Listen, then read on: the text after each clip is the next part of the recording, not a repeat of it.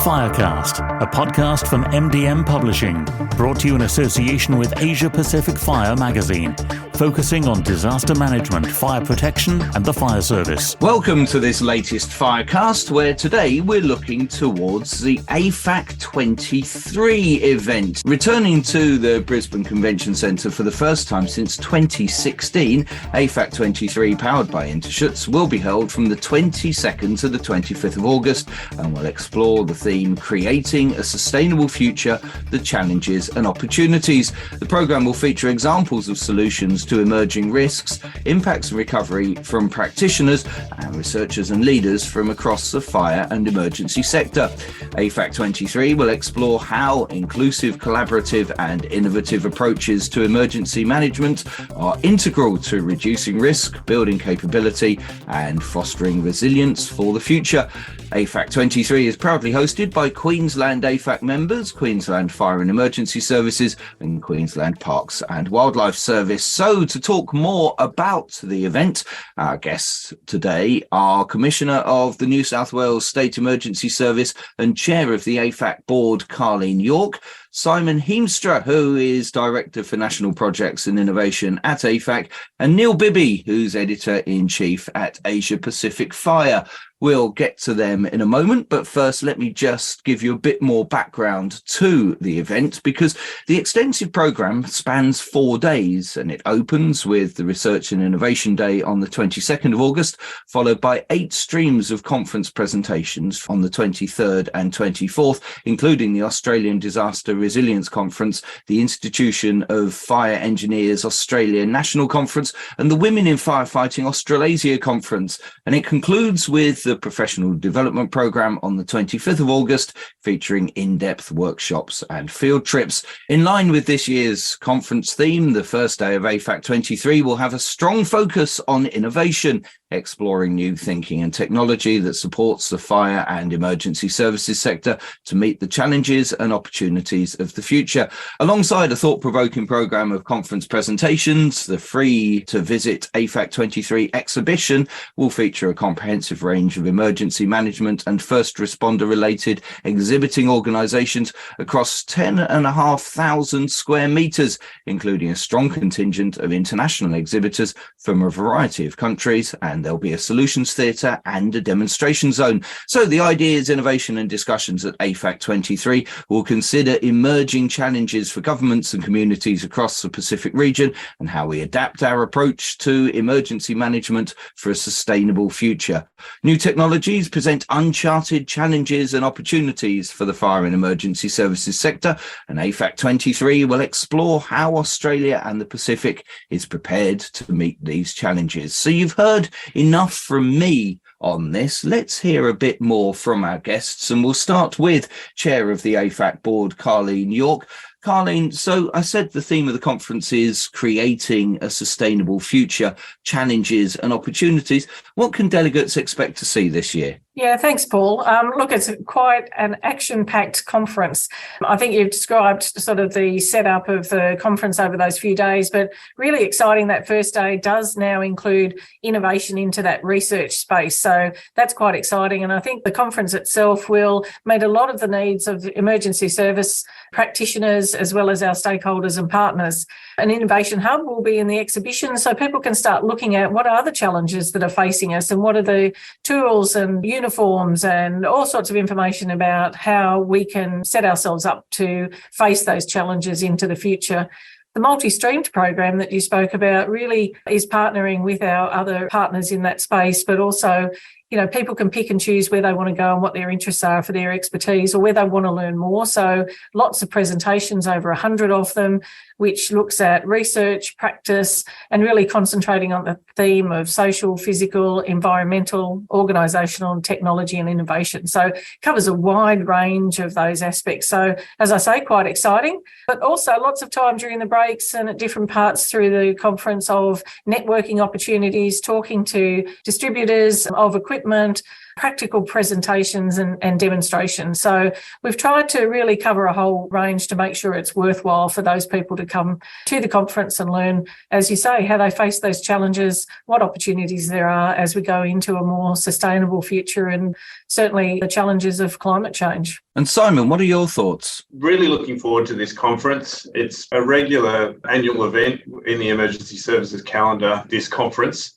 But one of the things that, as Carlene mentioned, we're looking at this year is in the first day of the conference, we look at research, and generally the research institutes and universities bring a lot of the work that they've been developing so that the agencies can look at that and see how they can incorporate that into their business in the future.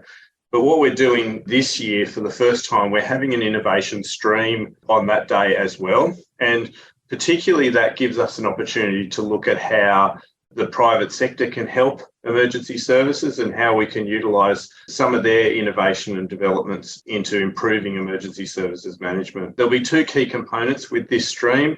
The first will be a morning session of pitch fests around three topics. The first topic will be how we get communication on the ground more effectively when that communication is cut off by road and power during these major emergencies. The next pitch fest will be looking at predicting the impact of severe weather, and then finally using AI to help mitigate risk. And so in these pitches, we'll get a range of different commercial agencies who come up with ideas of how we can address these wicked problems that we're facing in the sector.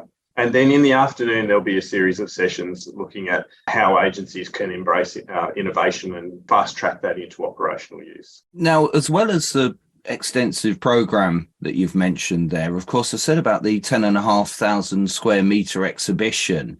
What can we expect as you walk around the stands within the exhibition hall? The exhibition is a key component of the conference and has been for many years.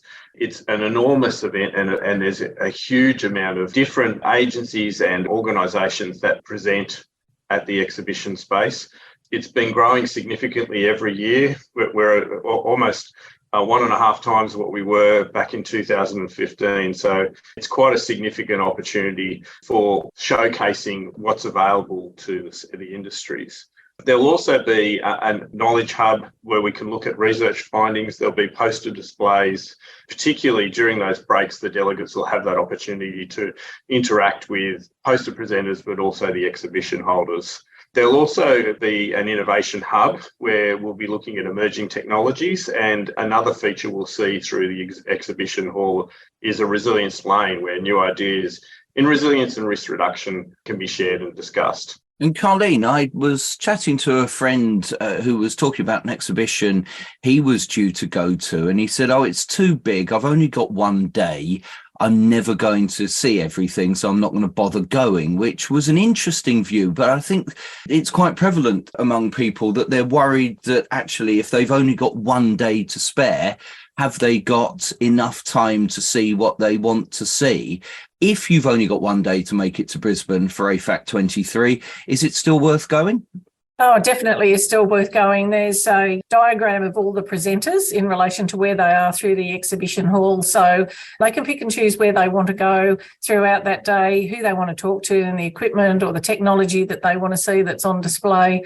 Simon also mentioned about the posters. So if people don't get a chance to present, we can view the posters from those experts in their field, but also then interact with them on a one-on-one basis, which is really valuable if you are interested in that area of emergency management. So I would encourage them to come for the day. I think they'll have a great day and get out a lot out of it, and have plenty of time to walk around. But obviously we try and put as many displays on as possible to meet various needs. So we accept that some of those may not be of interest to some people. So I'd encourage them to look at the program of where the displays are, sort of set your path forward so you can get the most out of a very busy day. Let's bring in Neil Bibby, who's Editor-in-Chief of Asia Pacific Fire. Neil, thanks for joining us on this Firecast. What are your thoughts about the event, and what might you want to chat to Carlene and Simon about?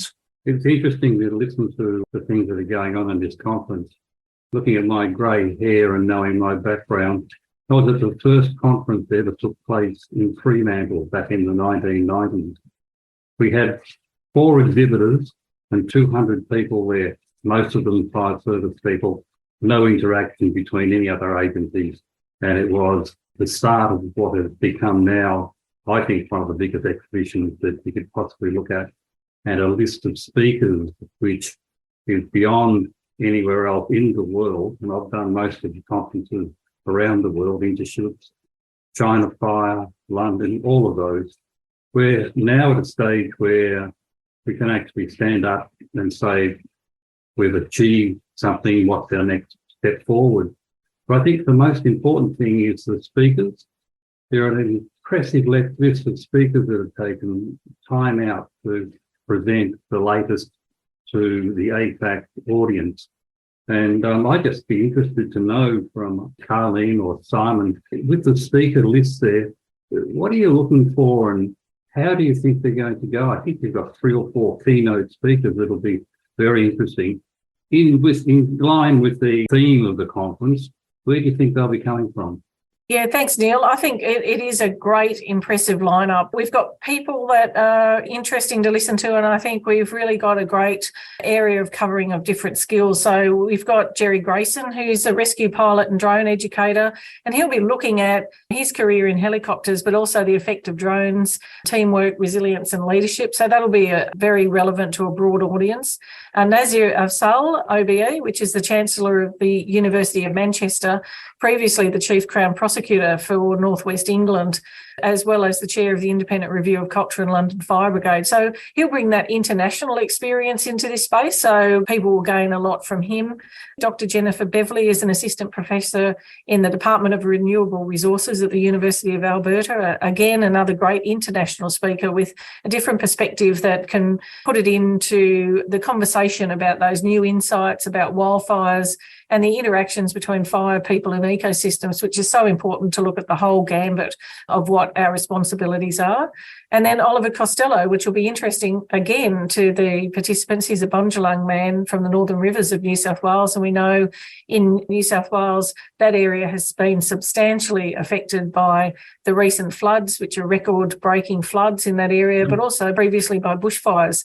And so he'll be focusing on First Nations knowledge and practice in caring for country, cultural practices that support not only response, but the preparedness and recovery of those natural areas. So, a really diverse group of speakers. If someone doesn't find an interest in one of those, I'd be very surprised. And as you say, this has grown to such an extent that before some people will get something from every one of these presenters. Thanks, Neil. Stay with us because I want your thoughts on this as well. Carlene, first of all, then I'll come to Simon, then I'll come to Neil. I'm just interested, with so much going on, can you pick out your top 3 things you're most looking forward to in Brisbane in August? Well, for me, I'll get an opportunity as the chair of the AFAC board to speak to a lot of people, not only about what's in this conference, but also, AFAC's responsibility to share that knowledge between participants, create opportunities for networking, not only at the conference, but, outside the conference for the rest of the year,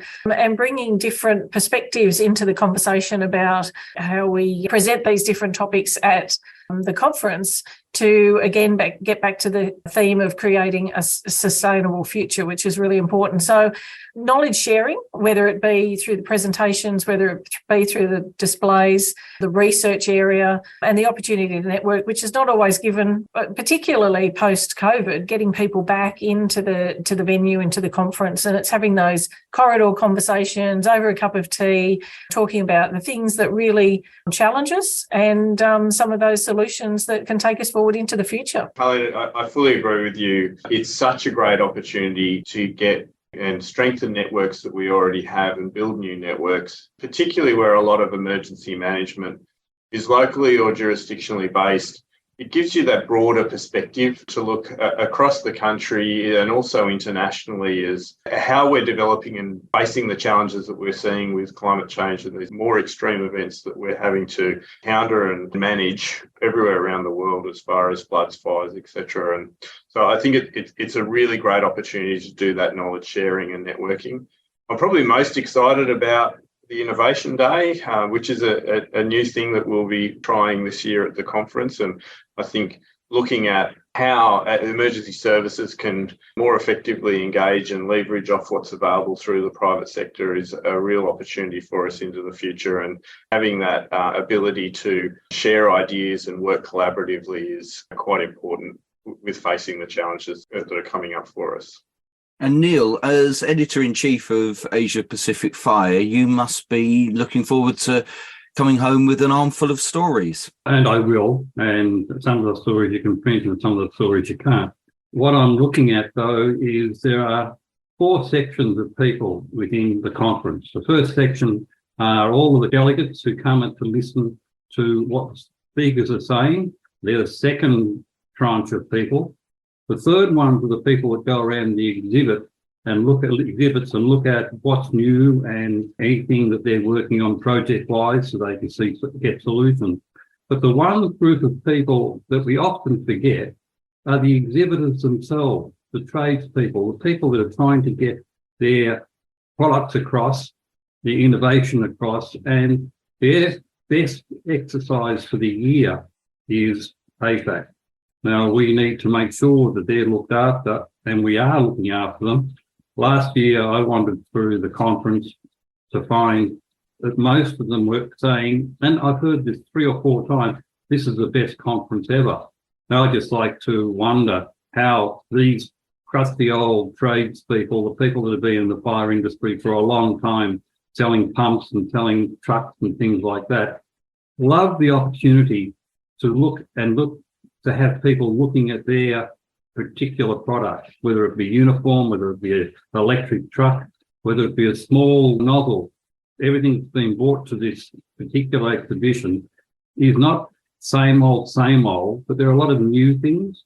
And this is a fantastic opportunity for exhibitors to meet with the people who use their equipment. So basically, I think in the last 20 minutes or so, we've come to the conclusion that the AFAC conference provides, and this word is overused, but in this case, I think it's absolutely right to use, a unique opportunity to bring the broader emergency management sector together. Let's just wrap up with what you're hoping attendees will get out of the conference experience. We'll start with Simon and wrap up with Carlene. People can leave the conference feeling inspired and walk away with a new set of tools and ideas as to how they can meet the challenges with emergency management into the future. One of the best things about the conference is the fact that young people in the industry get a chance to see what's happening. All of us have been to many conferences before, and sometimes, let's be honest, we get bored stupid with the idea. But the young people, their eyes open, looking at all the things that are going on, listening to speakers, going through the speakers list and seeing what they can learn, it inspires you to see this happening. And AFAC should be really acknowledged for helping the young people in the industry take the first step forward. For me, from this conference, I'd agree with both Simon and Neil, learning from this conference, but the networking is really important, whether it be new networks or reinvigorating some of the older friendships that you've had. I think also we didn't speak a lot about the professional development program on day 4 that will close out the conference. And that's really including practical workshops, forums, field trips for a hands-on learning experience, which we know living the learning experience is, the best way to learn. And picking up Neil's point, a lot of the newer people into the emergency services will get a lot from that professional development program as well. So I think this conference does meet the needs of various different people, the exhibitors, the new people that come into emergency management, those that are looking for innovation. We can't keep doing the same thing over and over again and expect, as they say, a different result. So this will give people that thought-provoking challenges throughout the exhibits and the presentations to really think about what is the future for us in relation to the challenges and opportunities that we face. That is Commissioner of the New South Wales State Emergency Services and Chair of the AFAC Board, Carlene York, who's been speaking to you on today's Firecast, along with Simon Heemstra, Heemstra, who is Director for National Projects and Innovation at AFAC, and Neil Bibby, Editor-in-Chief of Asia Pacific Fire. And just a reminder, returning to the Brisbane Convention Centre for the first time since 2016, AFAC23, powered by INTERSCHUTZ, will be held from the 22nd to the 25th of August, exploring the theme Creating a Sustainable Future, the Challenges and Opportunities. And remember, keep an eye in the run-up and afterwards to Asia Pacific Fire for Neil and his team to be a trusted guide to this unique event. That's it for today's Firecast. Thanks ever so much for listening, and we'll chat again soon. Firecast is produced and presented by Paul Hutton and is an MDM Publishing podcast in association with Asia Pacific Fire magazine.